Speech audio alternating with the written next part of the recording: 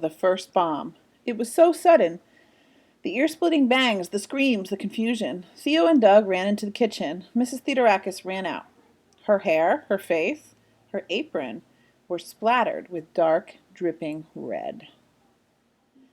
"Blood!" Seidel Pulaski cried, clutching her heart.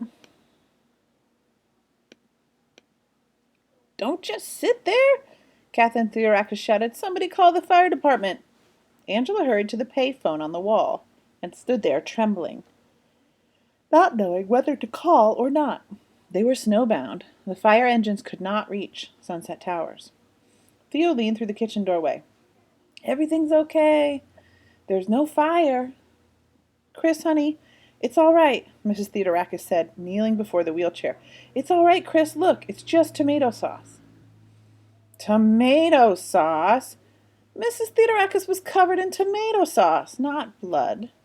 The curious heirs now piled into the kitchen, except for Seidel Pulaski, who slumped to the counter. She could have a heart attack and no one would notice. Mr. Hu surveyed the scene, trying to conceal his delight. Now, why is Mr. Hu so happy that the coffee shop could be possibly, ruined, or there could be destruction? Yeah, he's the only competitor in the building. "What a mess," he said. "That row of cans must have exploded from the heat of the stove." The entire kitchen was splattered with tomato sauce and soaked in foam from the fire extinguishers. What a mess. George Theodorakis regarded him with suspicion. It was a bomb. Catherine Theodorakis thought so too. There was hissing, then bang, bang, sparks flying all over the kitchen. Red sparks, purple sparks. "Cans of tomato sauce exploded," Doug Hu said, defending his father. The others agreed. Mrs. Theodorakis was understandably hysterical. A bomb? Ridiculous. Sam Westing certainly did not appear to have been killed by a bomb. Judge Ford suggested that the accident be reported to the police immediately in order to collect on the insurance. "You might as well redecorate the entire kitchen," Grace Wexler, decorator, proposed. "It should be functional yet attractive, with lots of copper pots hanging from the ceiling." "I don't think there's any real damage," Catherine Theodorakis replied, "but we'll have to close for a few days to clean up." Mr. Hu smiled. Angela offered to help. "Angela, dear, you have a fitting this afternoon," Grace reminded her, "and we have so much to do for the wedding shower on Saturday." Have you guys noticed with this cast of suspects, and it's similar in a lot of mystery stories, they have a consistent kind of self-interest, and it shows up all the time. Judge Ford automatically thinks of paperwork and staying within the law. Grace Wexler automatically thinks of decorating. Mr. Hu automatically thinks about his restaurant and how he can benefit from this. Angela, she's a helper. Who else? Oh, and Seidel always thinks of ways to get attention. So this is consistent. You want your characters to kind of show off their bad points so that they can all be suspects, right? If they were all angels, we wouldn't think any of them would be willing to hurt Sam Westing. But the way it is set up now, like an Agatha Christie novel, all the suspects have something about them that's, a negative trait.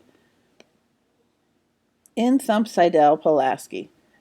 "I'm fine now, just a bit woozy. Goodness, what a nasty turn."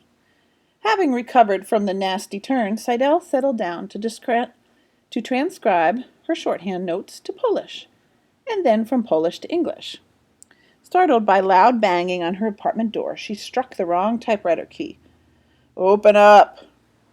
Recognizing the voice, Angela unbolted the door to a furious Turtle. "All right, Angela, where is it?" "What?"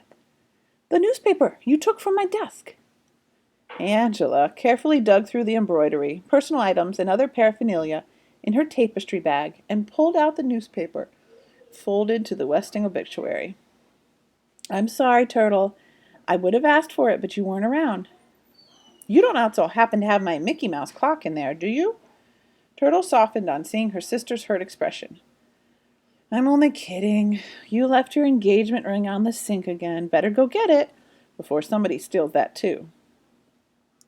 Oh, I wouldn't worry about anyone stealing Angela's ring, Seidel Pulaski remarked. No mother would stoop that low. So Seidel thinks that Grace is the thief. The thought of Grace being the burglar was so funny to Turtle. She plopped down on the sofa and rolled about in laughter. It felt good to laugh. The stock market had fallen 5 points today. Angela, please tell your sister to get her dirty shoes off my couch and tell her to sit up and act like a lady. Turtle rose with a tongue click, very much like her mother's, but she was not about to leave without striking back. Arms folded, she leaned against the wall and let them have it. Good, this is what we expect from Turtle. Someone tells her to, quote, act like a lady, so she will. Mom thinks Angela was the one who stole the shorthand notes. That got them. Look at those open mouths. Because Mom asks to see it and Angela does everything she says. Anyone could have stolen my notebook. I didn't double lock my door that day. If Seidel couldn't trust her own partner, she was all alone. Did Mom really say that? Angela said. No, but I know how she thinks. I know what everybody thinks. Grown-ups are so obvious. Ridiculous, scoffed Seidel. For instance, I know that Angela doesn't want to marry that sappy intern. Ridiculous. You're just jealous of your sister. Maybe, Turtle had to admit. But I am what I am. I don't need a crutch to get attention. Oh, she had gone too far. Turtle didn't mean it that way, Seidel, Angela said quickly. She used the word crutch as a symbol, that people are so afraid of revealing their true selves they have to hide behind some sort of prop. Oh, really? Seidel replied. Then Turtle's crutch is her big mouth. No, Angela thought, hurrying her sister out the door and back to their apartment. Turtle's crutch is her braid. The newspaper called J.J. Ford again, to say he had found some photographs taken at Westingtown parties 20 years ago. One of the names appears in a caption as Violet Westing's escort, George Theodorakis. Go on, the judge said. Well, that's all. He promised to send her the clippings in the Westing file as soon as he was shoveled out. The judge now knew of 4 heirs with Westing connections. James Hu, inventor, Theo's father, her partner, Sandy McSuthers, who had been fired from the Westing paper mill, and herself. But she had to learn more, much more about each one of the heirs if she hoped to protect the victim of Sam Westing's revenge. She would have to hire a detective, a very private detective, who had not been associated with her in her practice or in the courts. J.J. Ford flipped through the yellow pages to Investigators Private. So the yellow pages were a big book filled with phone numbers. And instead of going on the computer or searching, yellowpages.com, you would literally turn a huge book that had everybody's name in it in the town. Good grief! Her finger stopped near the top of the list. Was it a coincidence or dumb luck? Or was she playing right into Sam Westing's hand? No choice but to chance it. The judge dialed the number and tapped her foot impatiently, waiting for an answer. Hello, if you're looking for a snowbound private investigator, you've got the right number. Yes, she had the right number.